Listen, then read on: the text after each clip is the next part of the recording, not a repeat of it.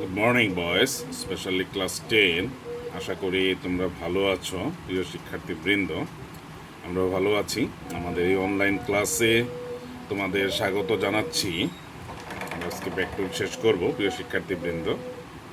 তোমাদের যেহেতু MCQ type question, আমরা আজকে এমসিকিউ টাইপের জন্য এক কথায় কিছু প্রশ্ন দিয়ে দিব। তোমরা বাসায় প্র্যাকটিস করে সমস্যা হলে আমাদের বলবে।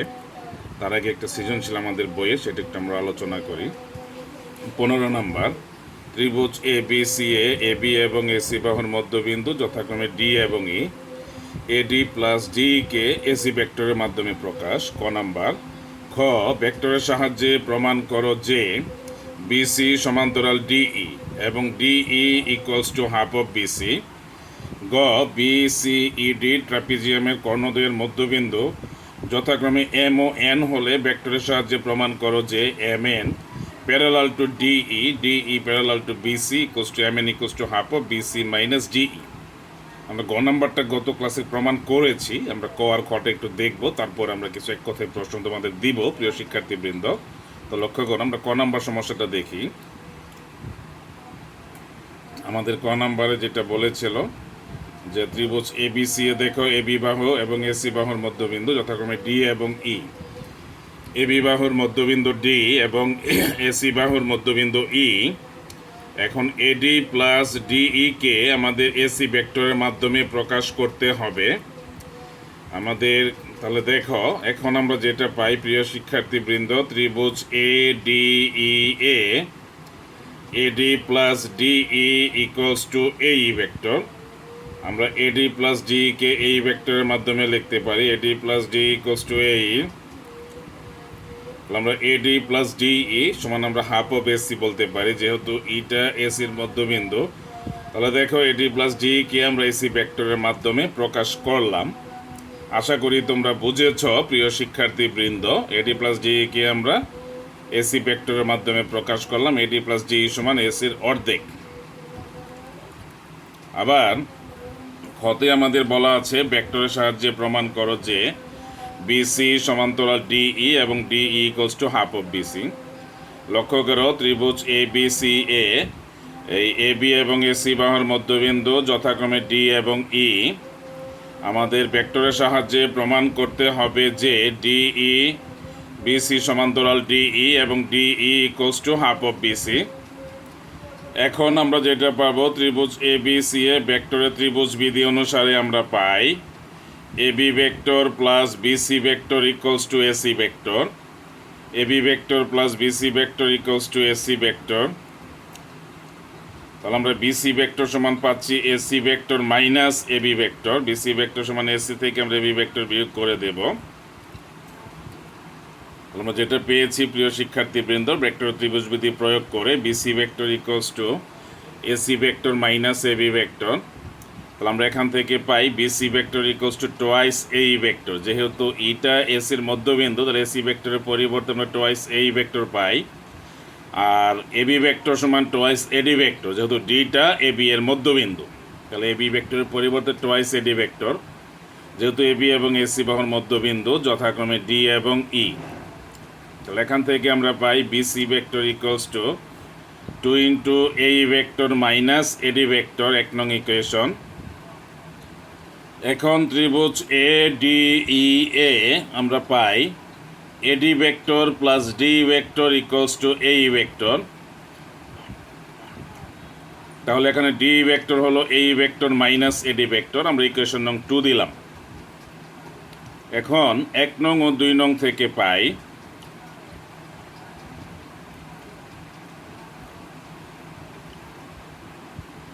BC vector equals to twice D vector. এখন BC vector twice D vector.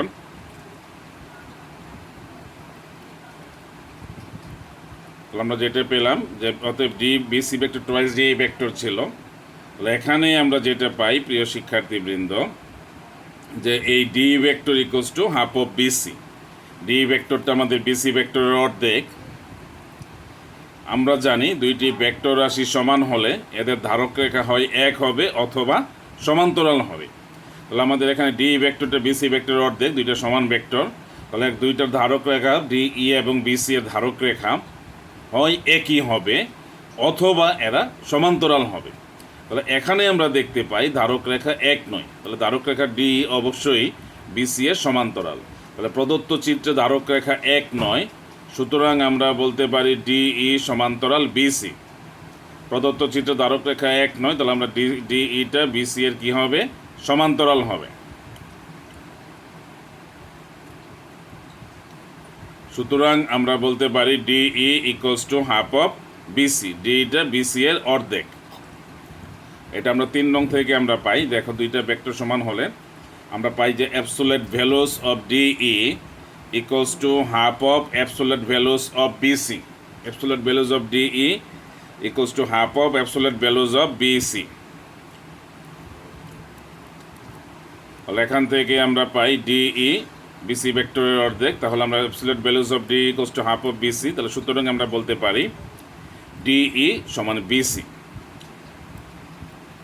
অর্থাৎ ডিই সমান্তরাল বিসি সমান্তরাল ডিই এবং D equals to half of BC. তাহলে আমাদের সেই কাঙ্ক্ষিত প্রমাণ আমরা করলাম প্রিয় শিক্ষার্থীবৃন্দ। এটা খুবই গুরুত্বপূর্ণ একটা সমস্যা, আমাদের ভেক্টরের বিভিন্ন পরীক্ষাতে প্রায়ই আসে। তোমরা আশা করি এটা গুরুত্ব বিবেচনা করে বুঝে সমাধান করবে। আমাদের পরবর্তী আমাদের কয়েকটা প্রশ্ন এখানে প্রিয় শিক্ষার্থীবৃন্দ। আমরা যেহেতু আমাদের এমসিকিউ টাইপ কোর্স পরীক্ষা হবে সামনে, ভেক্টর থেকে আমরা সম্ভাব্য এক কথায় প্রশ্নগুলো তোমাদের আজকে দিয়ে দিব। তোমরা আশা করি অ্যান্সারগুলো বাসায় দেখবে। 1 নাম্বার দেখো, এবি ভেক্টর দ্বারা কি বোঝায়? আমরা জানি যে এবি একটা কি ভেক্টর রাশি না, একটা ভেক্টর যার আদি বিন্দু এ এবং অন্তবিন্দু বি আর যার দিক হবে এ থেকে বি এর দিকে, এটাই আমরা এবি ভেক্টর দ্বারা বুঝি। তো আশা করি এবি ভেক্টর দ্বারা কি বোঝায় আমরা এটা বুঝেছি প্রিয় শিক্ষার্থীবৃন্দ। এরপরে দেখো ভেক্টর বা সদিক রাশি বলতে কি বোঝায়, যে একটা ভেক্টরের সদিক রাশি বলতে আমরা কি বুঝবো সেটা আমরা জানি যে যে রাশিকে প্রকাশ করার জন্য তার মান এবং দিক উভয়ই প্রয়োজন, সেটাকে আমরা ভেক্টর বা সদিক রাশি বলবো। তাহলে ভেক্টর বা সদিক এমন একটা রাশি যা প্রকাশ করার জন্য এর মান প্রয়োজন, সাথে সাথে এর দিকও প্রয়োজন। এখন আসো, এখানে আমাদের স্কেলার রাশি হবে। এটা মোট তালি বর্ষটা ম হয়ে গেছে, কাইন্ডলি এটা রাশি বিবেচনা করবে প্রিয় শিক্ষার্থীবৃন্দ, রামি না। তাহলে স্কেলার রাশি কি? আমরা জানি যে রাশিকে আমরা প্রকাশ করার জন্য শুধু এর মান দরকার হয়, অন্য কোনো কিছু প্রয়োজন নেই, দিক দরকার নেই, তাকে আমরা স্কেলার রাশি বলবো। যেমন দৈর্ঘ্য, ভর, সময়, এগুলো হলো স্কেলার রাশি। স্কেলারের কাজ কি? আমরা জানি যে স্কেলারের কাজ হলো স্কেলিং করা, অর্থাৎ পরিমাণ বড় করা অথবা ছোট করা না। হ্যাঁ, কোনো একটা স্কেলার কোনো একটা ভেক্টর রাশির সাথে গুণিতক হয়ে স্কেলার গুণিতক হিসেবে প্রদত্ত ভেক্টর রাশিটাকে সে ছোটও করতে পারে, বড়ও করতে পারে, আর ঋণাত্মক সংখ্যা হলে সেটা তার দিকটাকেও পরিবর্তন করতে পারে। তাহলে আমরা স্কেলারের কাজ দেখলাম যে কোনো কিছুকে কি করে সে স্কেলিং করে। 5 নাম্বার দেখো, কোন শর্তে দুইটি ভেক্টর ইউ এবং ভি সমান হবে? আমরা তোমাদের বিষয়গুলো পড়িয়েছি প্রিয় শিক্ষার্থীবৃন্দ। দুইটা ভেক্টর সমান হওয়ার শর্ত আমরা বলেছিলাম, দুইটা ভেক্টর রাশির দিক যদি এক হয়, দুইটি ভেক্টর রাশির মান যদি এক হয়, দুইটি ভেক্টর রাশির ধারক রেখা যদি এক অথবা সমান্তরাল হয়, তাহলে ওই দুইটা ভেক্টর রাশিকে আমরা কি বলবো? ওই দুইটা রাশিকে আমরা, দুইটা ভেক্টরকে আমরা সমান ভেক্টর বলবো। এরপরে দেখো, যে কোন শর্তে দুইটি ভেক্টর ইউ এবং ভি কে পরস্পরের বিপরীত ভেক্টর বলা যাবে? কোন শর্তে দুইটি ভেক্টর ইউ এবং ভি কে পরস্পরের বিপরীত ভেক্টর বলা যাবে? তাহলে আমরা বলবো দুইটি ভেক্টর রাশি ইউ এবং ভি কে বিপরীত ভেক্টর বলতে পারবো যদি তার মান সমান হয়, দিক এক হয় অথবা দিক বিপরীত হয়, ধারক রেখা এক অথবা সমান্তরাল হলে দুইটা ভেক্টরকে আমরা পরস্পরের বিপরীত ভেক্টর বলতে পারবো প্রিয় শিক্ষার্থীবৃন্দ। আমি আবারও বলছি, দুইটি ভেক্টর ইউ এবং ভি কে পরস্পরের বিপরীত ভেক্টর বলা যাবে যদি তাদের মান সমান হয়, ধারক রেখা এক অথবা সমান্তরাল হয়, আর দিক পরস্পর বিপরীত দিকে হয়। তখন আমরা দুইটা ভেক্টরকে পরস্পর বিপরীত ভেক্টর বলতে পারবো প্রিয় শিক্ষার্থীবৃন্দ। আমরা অলরেডি ক্লাসে তোমাদের পড়িয়েছি, সচিত্র দেখিয়ে বিগত দিনের ক্লাসগুলো দেখলেই তোমরা বুঝতে পারবে। শূন্য ভেক্টর কি, এটা আমরা খুব বিস্তারিত তোমাদের পড়িয়েছি প্রিয় শিক্ষার্থীবৃন্দ, যে দুইটা ভেক্টর রাশির দৈর্ঘ্য যদি শূন্য হয় না, অর্থাৎ আমরা শূন্য ভেক্টর বলবো। আমরা তোমাদের উদাহরণ দিয়েছিলাম যে এ ভেক্টর, অর্থাৎ এ থেকে বি বিন্দুতে গিয়ে আবার এ বিন্দুতে যদি ফিরে আসি আমরা এ ভেক্টর পাই, অর্থাৎ A B vector plus B A vector. তার মানে দুইটি এ বিন্দু থেকে বিতে গেলাম, বি থেকে আবার এতে আসলাম, দুইটার ভেক্টর যোগফল হলো আমাদের শূন্য ভেক্টর।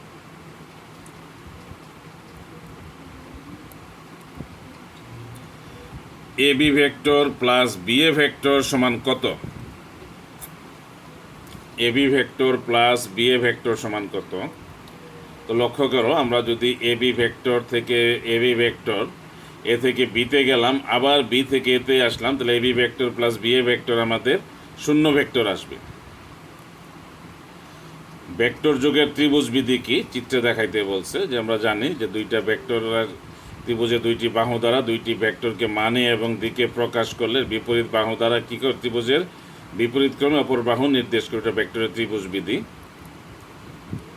ভেক্টর যুগের সামান্তরিক বিধি কি চিত্রে দেখাও। ভেক্টর যুগের সামান্তরিক বিধি বলতে আমরা বুঝবো, সামান্তরিকের আমরা দুইটা সন্নিহিত বাহু দ্বারা যদি দুইটি ভেক্টরকে মানে এবং দিকে প্রকাশ করা যায়, তবে ওই সামান্তরিকের কর্ণ দ্বারা ওই কী করবে, ভেক্টর দুইটাকে আমরা প্রকাশ করতে পারবো।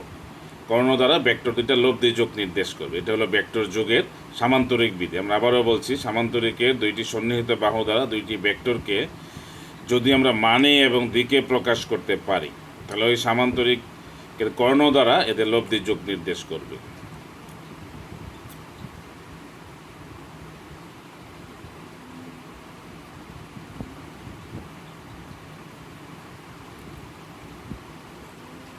এগারো নাম্বার, দুইটি ভেক্টর ইউ এবং বি এর সাপেক্ষে ভেক্টর যোগের বিনিময় বিধিটি লেখো। আমরা দুইটা ভেক্টর ইউ এবং বি এর আমরা প্রমাণও তোমাদের ক্লাসে দেখিয়েছি, যে U plus B vector equals to B vector plus U vector. আমরা ভেক্টরের সামান্তরিক বিধির সাহায্যে এটা প্রমাণ দিয়েছিলাম, যে U vector plus B vector equals to B vector plus U vector. একে আমরা কমিউটেটিভ ল অথবা ভেক্টরের সামান্তরিক কী বলবো, আমরা বিনিময় বিধি বলবো, ভেক্টর যোগের বিনিময় বিধি।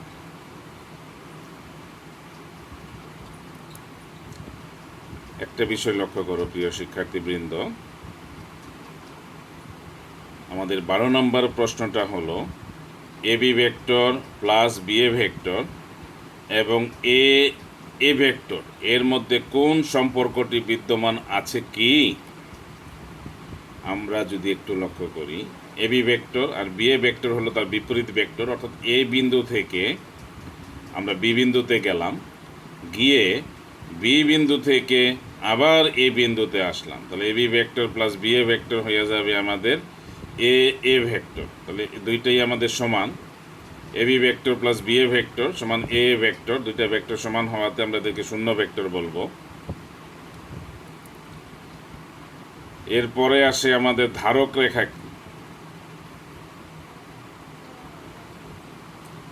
ধারক রেখা বা সাপোর্ট লাইন আমরা জানি, আমরা এটাও দেখিয়েছি তোমাদের, ভেক্টর যে অসীম সরল রেখার অংশ বিশেষ, ওই সরল রেখাটিকে প্রদত্ত ভেক্টরের ধারক রেখা বলা হয়। অর্থাৎ ভেক্টর যেই অসীম সরল রেখার অংশ বিশেষ, ওই সরল রেখাটিকে আমরা কি বলবো, প্রদত্ত ভেক্টরের ধারক রেখা বা সাপোর্ট লাইন বলবো। মনে করো পি কিউ একটি সরল রেখার উপরে এ একটা বিন্দু নিলাম, এ বিন্দু থেকে ওই সরল রেখা বরাবর আমরা কিউ বিন্দু পর্যন্ত গেলাম। এই পি কিউ ভেক্টরটাকে ধারণ করে, এই এ বি ভেক্টরটাকে ধারণ করেছে আমাদের পি কিউ সরল রেখাতে। পি কিউটা এ বি আর কি ধারক রেখা হবে। আশা করি আমরা বুঝেছি। ভেক্টর যোগের সংযোগ বিধি বলতে কি বোঝায়? ভেক্টর যোগের সংযোগ বিধি বলতে আমরা বুঝব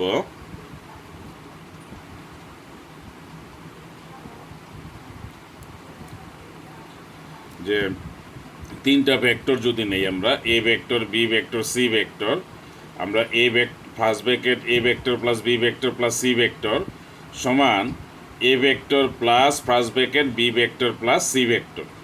তাহলে এটা হলো ভেক্টর যোগের একটা সংযোগ বিধি বা associative law of addition. First bracket A vector plus B vector plus C vector সমান A vector plus first bracket B vector plus C vector associative law of edition of two three vectors. Vector যোগের সংযোগ বিধি আমরা তাকে বলতে পারি।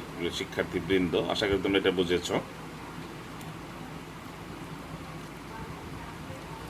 এখানে একটা বিষয় দেখো, A B C D F একটি সুষম ষড়ভুজ হলে A B vector plus BC vector plus CD vector plus D, এখানে ডিই ভেক্টর হবে। দুইটা ডিজি চলে আসছে প্রিয় শিক্ষার্থীবৃন্দ, তোমরা কাইন্ডলি এটা ডিই বিবেচনা করবে। DE vector plus EF vector minus এই ভেক্টর সমান কত? তাহলে আমরা জানি সুষম ষড়ভুজ কাকে বলে। যে ষড়ভুজের প্রত্যেকটা বাহুর দৈর্ঘ্য সমান এবং প্রত্যেকটি কোণ সমান তাকে আমরা সুষম ষড়ভুজ বলবো। তাহলে এই সুষম ষড়ভুজের ক্ষেত্রে AB vector BC vector CD vector plus D vector plus EF vector minus এই ভেক্টর সমান কত সেটা আমরা নির্ণয় করব।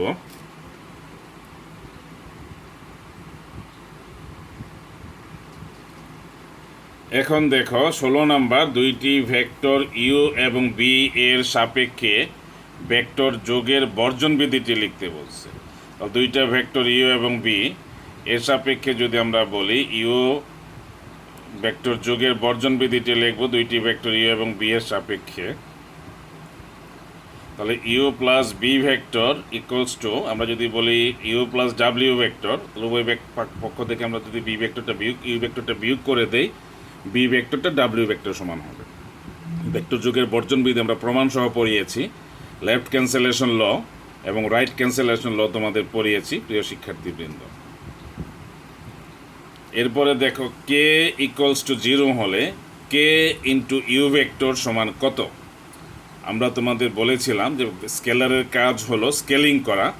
এখন কে একটা 0 ভেক্টর, কে ভেক্টরটা ইউ ভেক্টরের সাথে কি করবে? স্কেলিং করে ইউ ভেক্টরকে শূন্য ভেক্টরে পরিণত করবে। তাহলে কে ভেক্টর সমান 0 ভেক্টর হলে কে ইউ ভেক্টর সমান কত হবে সেটা আমাদের দেখাইতে বলছে। তাহলে এখানে আমরা দেখব যে কে ভেক্টরটা ইউ ভেক্টরকে স্কেলিং করে একটা শূন্য ভেক্টরে পরিণত করবে। কে এর সাথে ইউ ভেক্টরটা গুণ আছে, তবে এখানে একটা বিষয় মনে রাখতে হবে যে ইউ ভেক্টরটা আর যাই হোক সে কিন্তু শূন্য না, কিন্তু কেটা ইউকে শূন্য ভেক্টরে পরিণত করবে। শুধু শূন্য নয়, শূন্যের নিচে আমাদের কি করতে হবে? একটা আন্ডারস্কোর দিতে হবে প্রিয় শিক্ষার্থীবৃন্দ। আবার দেখো কে ইকুয়ালস টু 0 হলে কে ইউ দ্বারা কি বোঝানো হয়? কে প্রথমটা হলো শূন্য ভেক্টর, দ্বিতীয়টা কে ইউ দ্বারা একটা শূন্য ভেক্টর বোঝানো হয়। দুইটা প্রশ্ন কিন্তু ভিন্নভাবে অ্যান্সার আসবে। প্রথমটা K U equals to 0 vector, আর দ্বিতীয়টা কে ইউ দ্বারা বোঝানো হয় একটা শূন্য ভেক্টরকে। দেখো K is greater than you হলে, কে ইজ গ্রেটার দেন 0 হলে, কে শূন্য থেকে বড় হলে কে ইউ দ্বারা এমন একটা ভেক্টর বোঝাবো যার মান শূন্য থেকে বড়। কে ইজ গ্রেটার দেন 0 হলে কে ইউ দ্বারা এমন একটি ভেক্টরকে বোঝাবো যার মান শূন্য থেকে বড়। এরপরে 20 নাম্বার দেখো কে ইজ লেস দেন 0 হলে কে ইউ দ্বারা কি বোঝানো হয়? কে ইউ দ্বারা এমন একটি ভেক্টরকে বোঝাবো যার মান আমাদের শূন্য ভেক্টর থেকে ছোট। কে লেস দেন 0 হলে কে ইউ ভেক্টরের মান শূন্য থেকে ছোট হবে, ছোট হয়ে যাবে আমাদের, এবং ভেক্টরটা ঋণাত্মক হবে।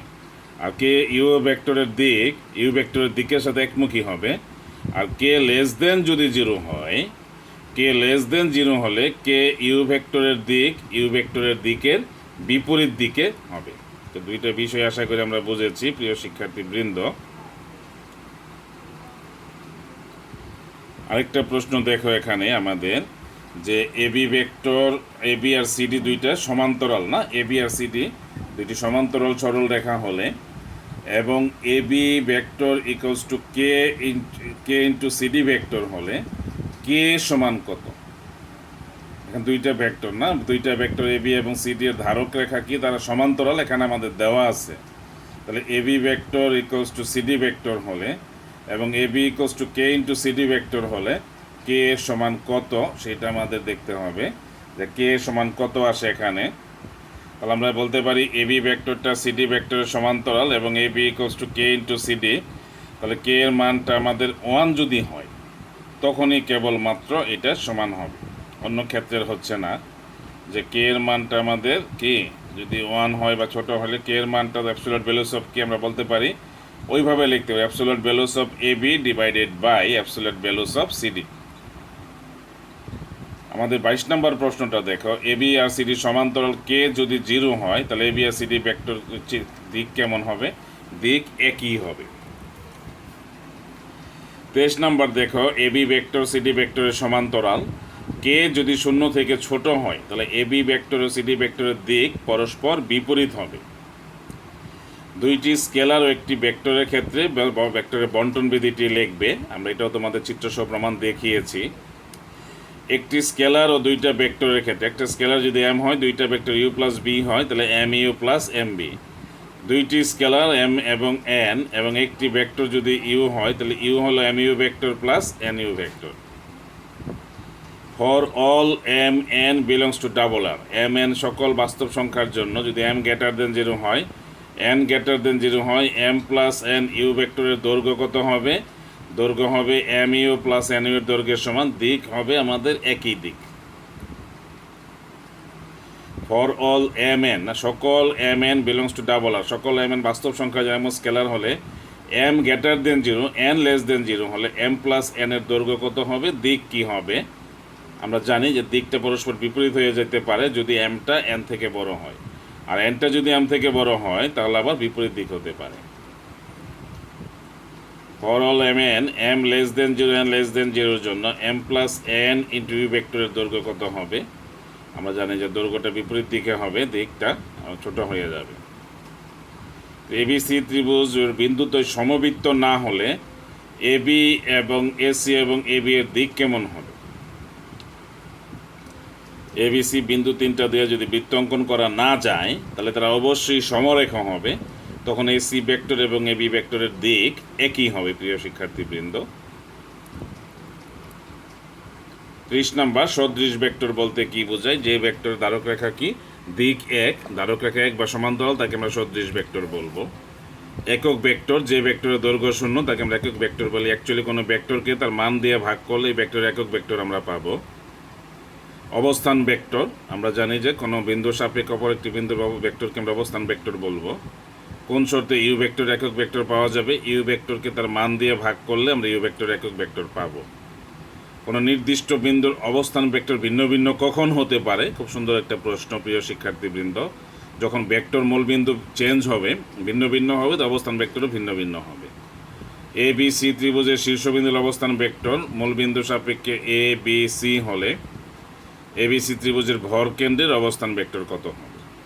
ভরকেন্দ্রের অবস্থান vector half of A vector plus B vector plus C vector হবে। ত্রিভুজ A B C A B C C A B বা এখন মধ্যবিন্দু ডি ই এফ হলে A D plus D plus C F vector সমান 0 vector হবে। আশা করি বুঝেছ প্রিয় শিক্ষার্থীবৃন্দ। এই সমস্যাগুলো তোমরা বাসায় করবে, আমি সবগুলো আলোচনা করেছি। আজকে আমরা এখানে শেষ করতে চাই। পরবর্তী দিন আমরা সলিড জিওমেট্রিতে চলে যাব। সেই পর্যন্ত তোমরা সবাই ভালো থাকো, এই শুভ কামনা করে আজকের আমাদের ক্লাসটি শেষ করছি। ধন্যবাদ তোমাদের সবাইকে।